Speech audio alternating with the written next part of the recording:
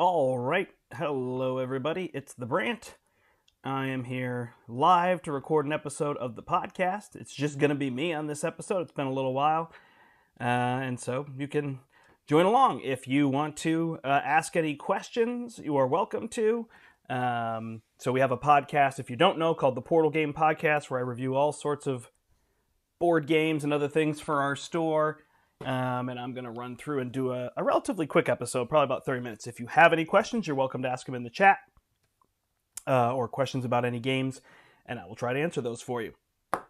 So here we go. Ready?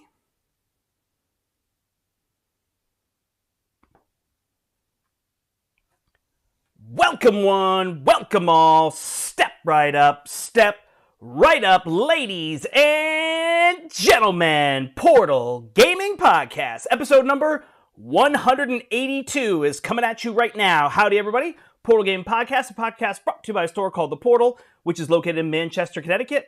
For more information, you can go to www.theportalct.com. You can find us on Facebook, The Portal, on Twitter at Portal Gaming 60, and on YouTube, our streaming and playthrough channel, Step into the Portal. That is where you will find me, your host, Solamente, for this episode, the Brandt. It is just me. This is episode 182, entitled "A Death Mark is Not an Easy Thing to Live With." It's been a little while for the podcast, I know. It's really a matter of I haven't played a ton of games, so there hasn't been a large push to do a podcast. Usually I like to talk about a lot of games. In fact, today I'm just going to talk through some games more than do reviews of games. It's a combination of work getting really busy, we got COVID, we had vacation, and just a couple times where I just didn't find a chance to get a podcast done is kind of what's been happening. Oh, my poor cat. Okay. Hello, Emily. All right. So check all those things out. If you don't know, if you're listening to the podcast, we have a channel called Step into the Portal, and we do lots of games and playthroughs. For the last year or so, for the first year, it was at the store. For the last year, it's been at my house. It's going back to both. It's going to be at the store and my house. So from my house, you'll see a lot of plays of Marvel Champions. So the channel is probably pretty heavy with Marvel Champions players and whatnot. But we will be adding more things playing through from the store again. So we'll bring you lots of new games, Kickstarters, other sorts of other games that we'll be having there. Also, I'm excited over the summer, we're going to start running weekly events for My Hero Academia CCG, which is one of my favorite card games to come out. Obviously other than Marvel Champions, which I really enjoy. I don't know. That's kind of what's just been going on with me teaching. There's just been a lot with school and going through all that. Like I said, our family got hit with COVID, and that just kind of put us out for, whatever it is, 5 to 10 days. I definitely didn't feel up to doing a whole bunch of things and whatnot. And there's not been a ton of games releasing. Arc Nova has obviously been one of the big ones, but I was able to play that and acquire that prior and obviously hit my top game of 2021. And since then, there's kind of just been a slow trickle of games and review copies coming in and things like that. So I'm going to kind of highlight some of the games that I've been playing. One thing I did do recently is I played in a pre-release event for the newest set of Magic the Gathering, which is New Capenna. Got it right there. And it's kind of like a 1920s mafia-themed set. And so if you don't know, if you've never played a pre-release for Magic, you go in, you kind of pick 3 colors that you're going to play and get a little box. The box gives you, people are going to know better than me, I think it's 6 packs of cards. It's either 5 or 6 of just the cards from the new set, as well as a pack that goes with those 3 colors, and then you can grab your basic lands and tokens and other things you need. I think there's also 2 random, not promo, I guess just rare cards that are in there. And then it gives you a little instruction booklet that helps you how to build a deck. You're going to build a 40-card deck. It tells you how many lands to put in, how many creatures, and all sorts of other things. So that's kind of the idea. And then you build a deck on the spot, and then you play little tournaments, best of 3, in 50 minutes or an hour or something like that. And you kind of get a ranking, and then they hand out some packs at the end. And it's pretty fun. It's really chill. Your deck is going to be whatever you open, and obviously some of your skill with deck building, but it's pretty limited with the card pool that you have because you open those packs, and 2/5 of the cards aren't going to be useful to you. You probably open a couple lands, so it's a matter of kind of piecemealing all that together. But it was fun. That's actually a way that I would enjoy Magic because I'm really a casual player. I'm not a competitive player. I definitely play to win when I play games, but I really am concerned with, is everyone at the table having fun? Are the rules taught? Those are the bigger things for me, usually when I'm at the table, and considering, am I enjoying this game? So I thought it was a fun format for not being overly competitive, not being overly expensive. Oh gosh, I wish I knew the buy-in. It's either 25 or 30. Maybe it's 35. I think it's 25 at our store. People said it's more at other stores, so I don't know exactly how it all works and whatnot. So, so that was fun. I got to go to that event and do that. So, I don't know. If you haven't played Magic the Gathering in a while, I thought it was a fun way to jump in. I actually picked up a Commander deck as well, because everybody told me Commander is kind of the most board gamey-esque style of playing, where you're sitting down with a larger group of people and you're kind of building more, and it's not just kill, kill, kill, which I don't even mind. I honestly like two-player dueling card games, even though I'm not super competitive. I enjoy the idea. I've got two cats here next to me. One is attacking the microphone cord. The other is ready to jump in my lap. So there's that. We have Emily, who's our older cat, and then we've got Brandon, who's our new kitten, who's now, 7-8 months old. I think I mentioned I got him on the podcast a little while ago. So there's that. I'm also recording this live on the channel, Step Into the Portal, so if anybody listening wants to ask any questions, go for it, and I will try to answer those. All right, so let me run through some things. So these are some old games that I got a chance to play again that are really, really neat. I really enjoyed them, so I'm going to tell you about those. So I got a chance to play Outer Rim again, which is the Star Wars game. I obviously played it, I played it because there's a new expansion coming out, Unfinished Business, over the summer, and I wanted to play that again, and I had an amazing time playing solo and whatnot. This was kind of while we were home with COVID, and we decided right before we kind of were stuck at home, I said, you know what, I think I'm going to watch the MCU again in timeline order. So we watched the first one, which was Captain America, and then it was like, we're just not movie watchers, even though we really like that series of movies and everything. And we're like, we don't know if we'll do this. Then we got stuck at home for 10 days, or whatever it was, 5 days. And I think we've now watched 12 or 13 of them, because we watched 1 or 2 movies a day, because that was kind of all we could do when we weren't feeling so well and we were stuck. So played Outer Rim during that. And it is a pick up and deliver Star Wars game. And it's just...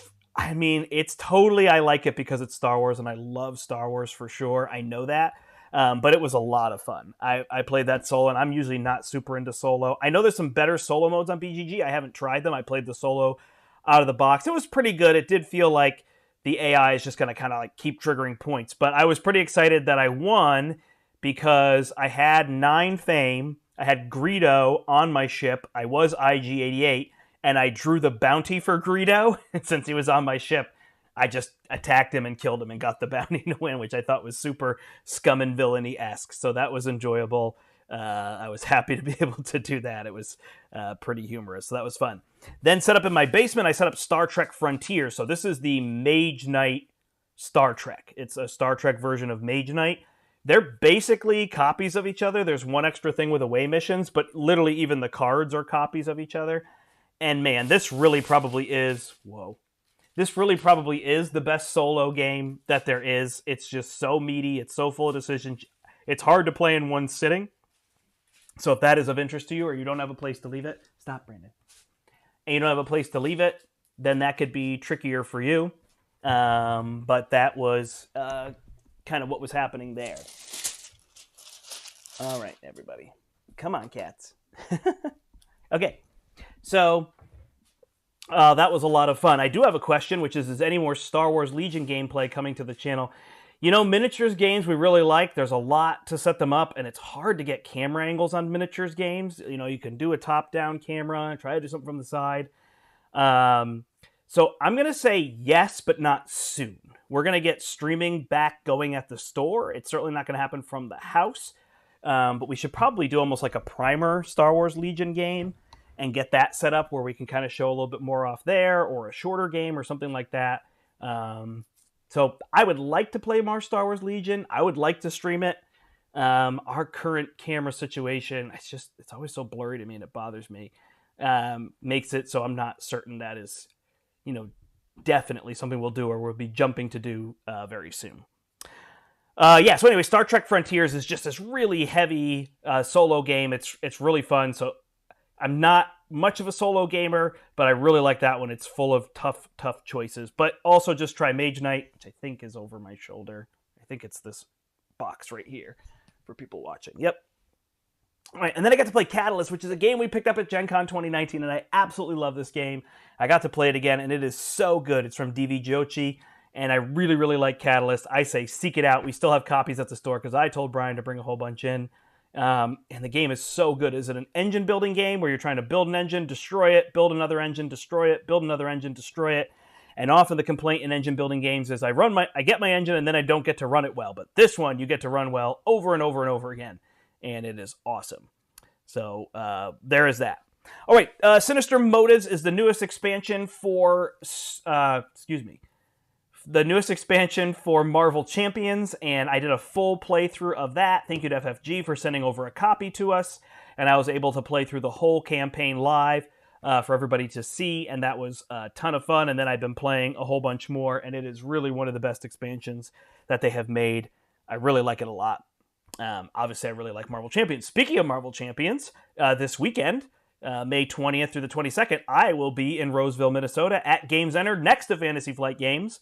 It is now no longer part of that. It used to be the Fantasy Flight Games Center or something. But I will be at the Con of Heroes playing Marvel Champions, helping run events, and then kind of playing other games on Sunday. So Friday and Saturday, it's Marvel Champions and events and all sorts of things. And then Sunday, it is other games. So I'm going to play some other games. I have some other Marvel games that people have sent to me that I want to try to get played there. There's that. Speaking of games sent to me, I got two Star Trek games that I've gotten a little bit. Actually, Star Trek Missions I've gotten a decent number of plays. So Star Trek Missions is a Fantasy Realms version of Star Trek. And so you're drawing cards and trying to set up your hand so that you make combos. I want certain Federation officers. I want Klingons. I want Romulans. I want holograms and all sorts of different cards. You also have these mission cards that tell you to collect other things. They're kind of different. And you can only have up to 2 missions, and you have to have 1 in your hand, I believe. So it's 1 or 2. And so that is a really neat game. If you like Fantasy Realms, but you really like Star Trek, you're going to like this better. If Star Trek isn't really your thing, I feel like Fantasy Realms is a little bit better of a game. Those missions, to me, are a little bit holding it back. But whatever. They're really fun games. I like them because they can play like up to 6 people, and it's just really fast. You're just drawing cards, discarding. It feels like a classic card game, and then you're scoring all these points at the end, making all these combos. So it's very combo-rific. That is exciting. And then I also got sent Star Trek Super Skill Pinball, which is something I really want to play live on the channel because I really love Super Skill Pinball. There's Super Skill Pinball 4K. It's by Jeff Engelstein from WizKids Games. And we have a playthrough of the original one. Then I got the expansion Ramp It Up, and I don't remember if I did a play of it, but I don't think so. So now I want to do the Star Trek one because it really works well solo. It's okay.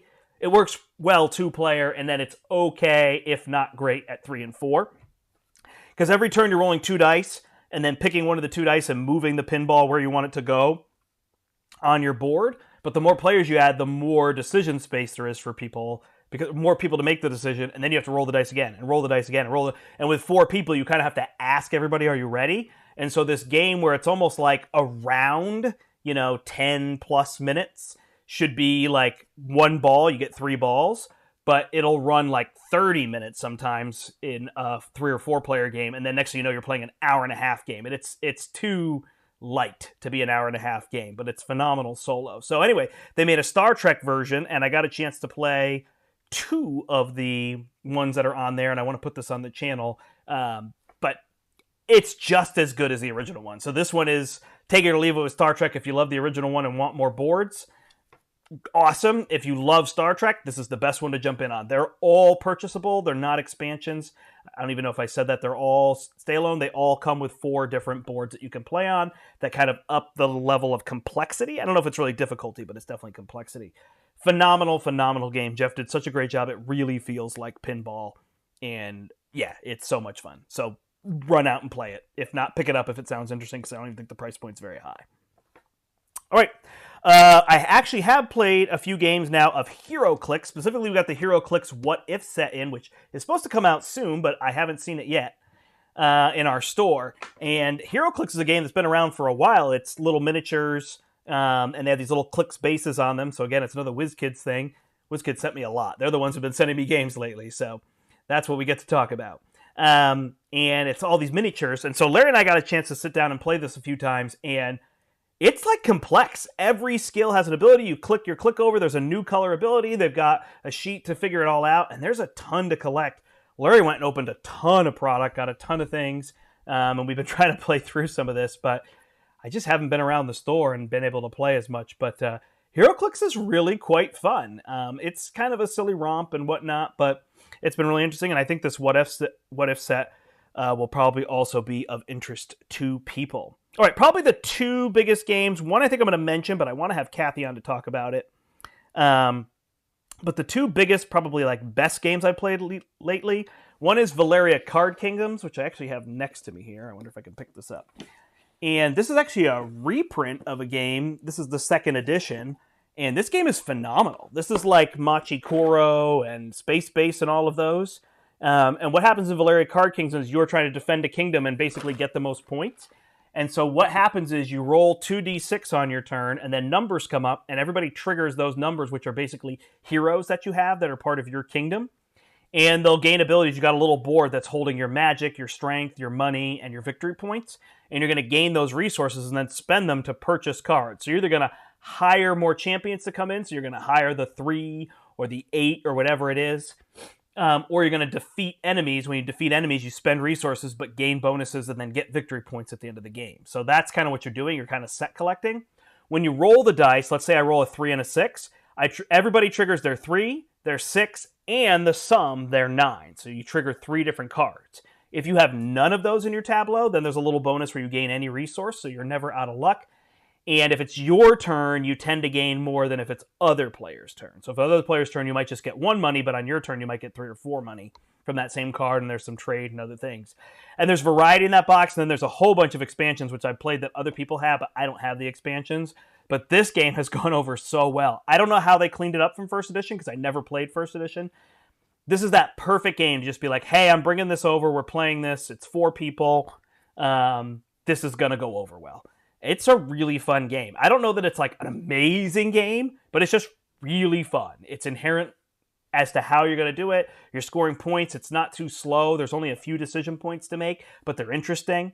And, you can either collect a wide set of cards or you can collect a single card, and then all of those. If I roll a 3 and I have 4 3s, they all trigger their ability, so I'm gaining a whole bunch of whatever that is. There's also a cooperative mode that's in the box, and there's an even better co-op that they sell individually that's really fun. So that game has gone over super well. Valeria Card Kingdoms, we played all the versions, and it's been going over really well. And then the other big one is Larry and Brian came back from Gamma with a demo of SoulForge Fusion. And SoulForge Fusion is another game coming out from Ultra Pro and Stoneblade Entertainment. Maybe it's just Stoneblade. And, that actually reminds me that I have to mention Ascension. And so this is a game from Richard Garfield of, obviously, Magic the Gathering fame, and it's kind of got that Keyforge thing. So you get 2 halves of a deck, and you shuffle them together. Those halves are unique. So you're collecting halves of a deck and then shuffling them as you go. So this one might, this blue deck might go with this purple deck, or you might put 2 blue decks together. And then you're basically playing into lanes, and you're fighting and trying to get the other player down from 50. But what's interesting on my turn is I draw a hand of cards. They're all level 1. I play a card. As soon as I play it, I go and get the level 2 card and put it in my discard pile. When that level 1 card leaves play, it's destroyed. It's eliminated from the game. And so my deck always stays at 20 cards. Every time I play a card, I upgrade it to the next level. And that's super interesting to be able to play through and do. And then just obviously the unlimited combination. So right now I think we only have 4 decks so that you can just shuffle in 2s and 2s. But it's a really interesting game. I'm excited for when this comes out to just pick up a bunch and shuffle them around and try them out because there's lots of interesting powers. And as you upgrade those, they get a lot more powerful. Like I feel like there was like a raptor or something and he started attacking at like 5, but his 3rd level would attack for like 18. So they really jump up as you're leveling those up. You also pick a champion. I don't remember the exact name. And you get that special ability that will level up. So you've got a lot of like leveling up within the game, but it's all a relatively short game, 30 minutes. There is a play on our channel that you can check out. I played with Bree live on the BBT, which has been our Wednesday streams, although they haven't happened in a while. But hopefully we'll be bringing that back as well over the summer. So you'll be able to see lots of games getting played there. That reminded me of Ascension Tactics, the miniatures game, which I absolutely love. I really, really like this game. Really well done. And I played through the whole solo campaign in one sitting. I think it took me 4 hours. So you can check that out on Step Into the Portal as well. If that's of interest to you, scroll through and see what's happening. At the end of the day, I don't like the solo AI nearly as much as playing another player. Even the co-op version, I really like the battle, which can be maybe opposite of when I was saying I was non-competitive. But the AI is interesting, and it definitely, can put you to a challenge. But overall, it's not super challenging. And I just like trying to figure out what I'm going to do with another person. But anyway, the game is a miniatures game that's running with the Ascension system. So you've got the runes and the power. But the power is now powering your champions instead of defeating enemies. So your champions have power, and then you're allowed to kind of exhaust their card and move them on the board. And then you can play your other cards for runes and their special abilities. You're trying to control sites on the board as well as eliminate your opponent's heroes to keep them off the board and score a number of crystals to win the game. It's phenomenal. It's so well done. I really, really like Ascension Tactics, one of my favorite games of this year. So that's 3 of those. All right, other games I've been able to play is Lord of the Rings. I did the Dark of Mirkwood, which is kind of the new old expansion. It was in like an old collector's edition they made, and now they're re-rolling out all that stuff, so I got to play through that. You can watch a playthrough of that with myself and Steve from One Stop Co-op Shop on the channel, and Lord of the Rings is phenomenal. It's a game I set aside and then didn't get back into when I picked up Marvel Champions, but that's another one that I really like. I also just opened a box of Crimson Rampage, which is the newest My Hero Academia set, and I'm really excited to push this over the summer because I adore this game. It's going to be really fun to get a community going, get this game being played. And again, I said I'm not really a competitive player, so the tournament parts are always hard for me because I want everybody to just come out, have fun, collect cards, trade cards, build decks, share ideas. That community element of card games is so much fun. But Larry called me immediately. He was like, "You know nothing about this set. You did not read through those cards." So I was definitely just blind opening them and trying to figure out. So it'll be interesting to figure that out. Got to play a game of Foundations of Rome, which is an absolutely gorgeous game. I want to talk about that one with Kathy, so hopefully I'll get her on. We have been playing Legends of Sleepy Hollow, and this is a very narrative game. It's from 2 of my favorite designers, Matt Rill and Ben Pitchback, who made Fleet the Dice game and Three Sisters and Motor City, as well as many other games. And it is a narrative, story-driven kind of dungeon crawler. It's almost like a dungeon crawl puzzle. And you're trying to find Ichabod Crane after the Sleepy Hollow story. And you are the legend, so you're playing 4 other characters. You have to play with 4. I really like that. We played through the first 2 missions. So here's what this game does well. So again, when you start thinking dungeon crawler, you can't put that in your brain. It's very narrative. You get to know the characters. You get upgrades on the characters. And I want to say it's light. I just want to say if a dungeon crawler is kind of considered a heavy game, this is a medium game. So it's not light. Here's what they do so well in that game. So the very first mission is short. It's not long at all. When you're first learning the rules, you're probably going to push 60 minutes. But I was playing with Kathy. I'd already played one, and it was like 35, 40 minutes because I kind of already knew the rules. So it's just getting you to know the rules. And they don't skimp on being able to fight bad guys. There's really good stuff, good story, good villain at the end, all that kind of stuff. So it really drives you in the story, and then they give you a whole bunch of awesome upgrades. You feel more powerful. And then after the second mission was a little linear in my mind. Mr. L, I see your question. I will answer it. It was a little linear in my mind. So it was generally fun, but at the end, they give you classes. And I'm sorry for spoiling that, for opening it. It's not a legacy game. It's nothing like that. But that was awesome. You get to make so many amazing choices. I cannot wait to play this game again. So again, I want to review it with Kathy because we only played 2 of the 10 chapters. But the story is pretty good and really good sound different. Really good sounds amazing, and pretty good sounds not so good. So it's right in between there. I really enjoy the story. It's driving that. I love the characters. They play so different. They interact with each other really well. One is a clear healer, protector. One is a clear damage dealer. One is a clear defender.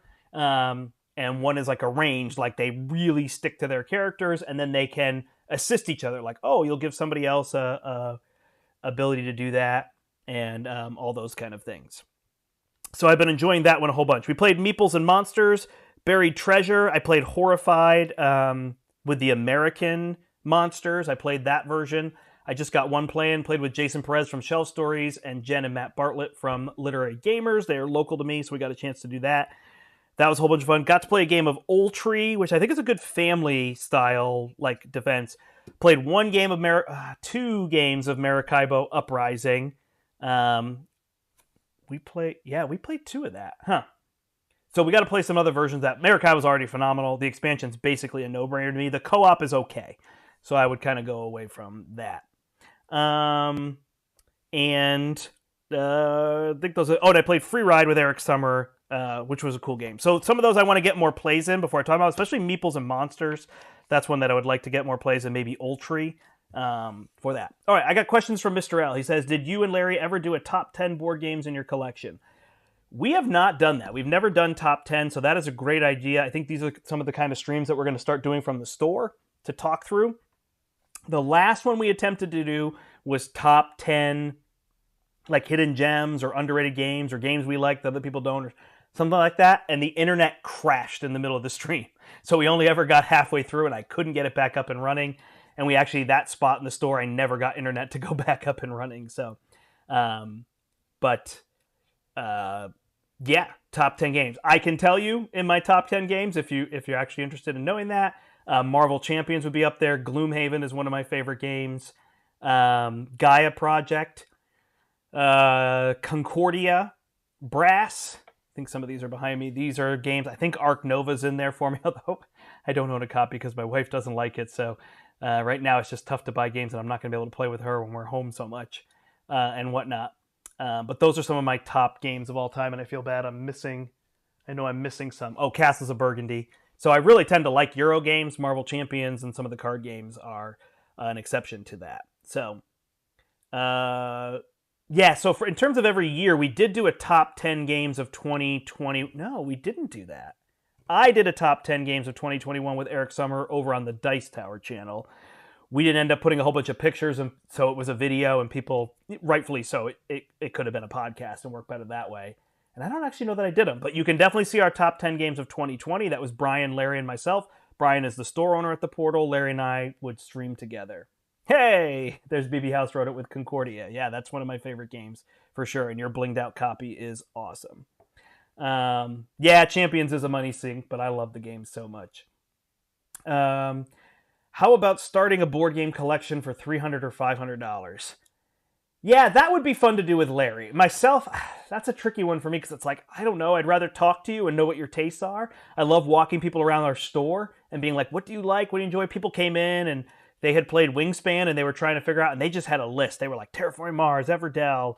Like they had all these ideas, and then being able to kind of point them to games that were already kind of in their wheelhouse is there, because it's hard. There's such a breadth of games now that trying to tell people like everyone will like this game is just tricky these days, because there really is an alternate to that. Like people might not dislike co-ops, but they might dislike co-ops that have all open information and can play to an alpha gamer. There are people who want games that are strictly hidden information co-op. And they want those kind of things. So then you've got to go to that. Like The Crew feels like it should be a natural game to me that everybody would like. But if you don't like trick-taking games, you didn't play trick-taking games growing up, that might be a tough one for you to do. So I would hem and haw very Rahdo style on doing that. But that probably is the fun of the list, is hearing somebody, even though you're kind of asking for what would your games be for $300 to $500, it's hearing like, oh, here's my 40 options, and now I narrowed it down to this, right? I'm involved with the Dice Tower Awards, and we put out our nominations, and those are going to come out at this Summer Spectacular in July. And Tom Vassell says it all the time, but I totally agree with him. Like, forget which game wins, right? If Arc Nova wins and you don't like Arc Nova, go to the other 9 games that we recommended for Best Game of the Year, or the other 4 games that are recommended for Best Strategy Game of the Year, and I will almost guarantee that 1, 2, if not 3 of those games will be awesome for you in your wheelhouse. So don't forget, when games are nominated like that, you get 5 games in a category or 10 for best of the year. Those are amazing games. I am so proud of our committee for putting all those games together because they pick great games. It's a great way to get recommendations. It's just like a top 10 list. Here's the top 10 games of 2021 according to that group of people. Hey, this one came out number 1, but you're probably going to like number 10 almost as much as number 1 because it's also a great game. So check those out. But it's a good idea. Top 10 lists are fun. They're fun to do. They're, 30 to 60-minute streams, which are fun for people to watch and join in on. So we should do that as well. Awesome. Thanks, everybody. This wasn't a super long episode. Like I said, I just haven't played as many games. I've been play testing for a couple companies, so that's been happening.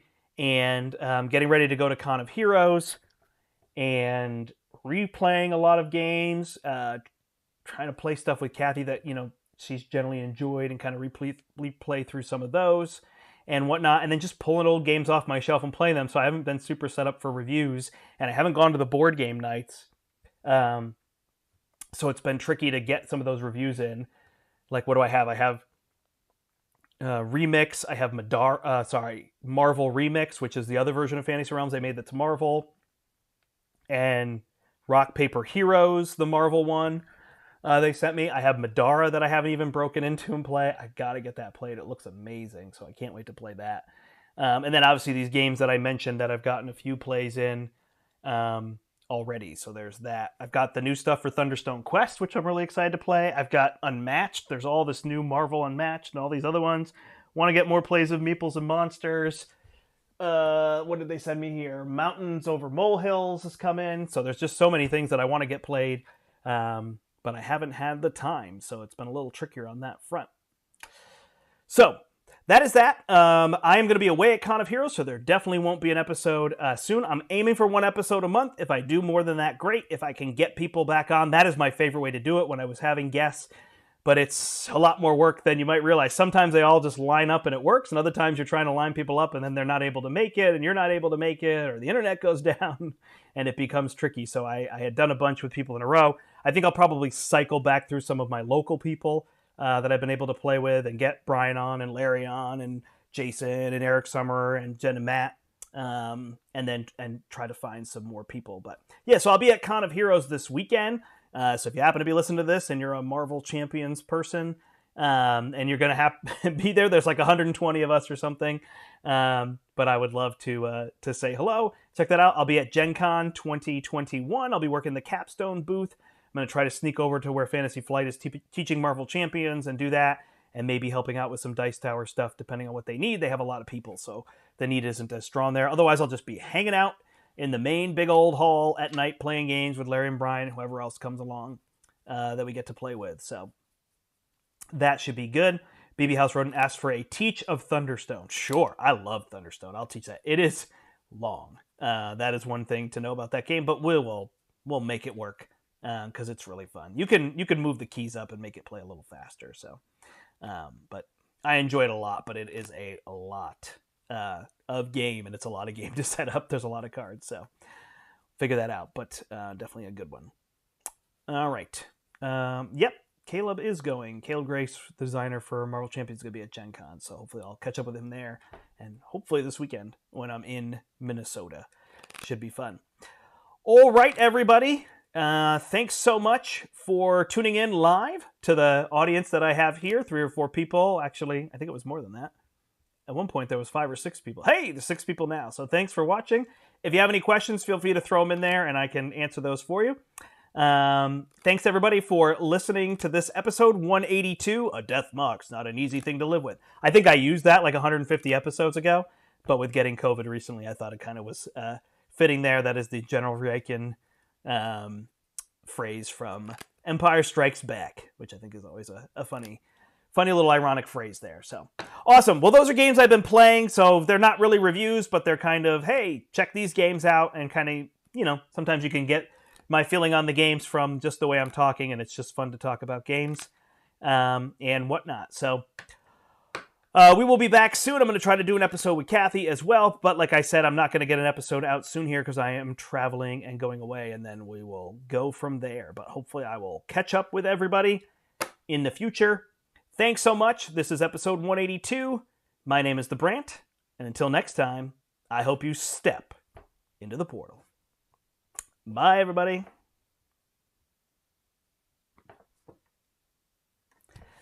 Alrighty, for those watching live, I'm actually not done. That was me ending the podcast. If you have any other questions or other things for me, go for it. And I can answer those. Thank you, Mr. L. I will definitely have fun at the Con of Heroes because I love Marvel Champions, so that should be good. And whatnot. Don't see too many other questions. I'm guessing that people left as I was wrapping up the episode there. All right. Thanks, everybody. If you are into Marvel Champions, we are doing a live stream, Brian, Steve, and I, at 9 o'clock tonight.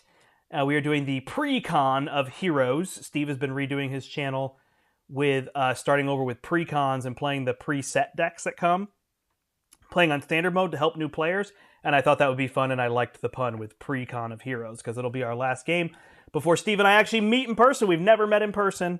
So we're going to meet at the Con of Heroes. So that should be really fun to be able to meet him and play some games with everybody there and whatnot. So looking forward to that.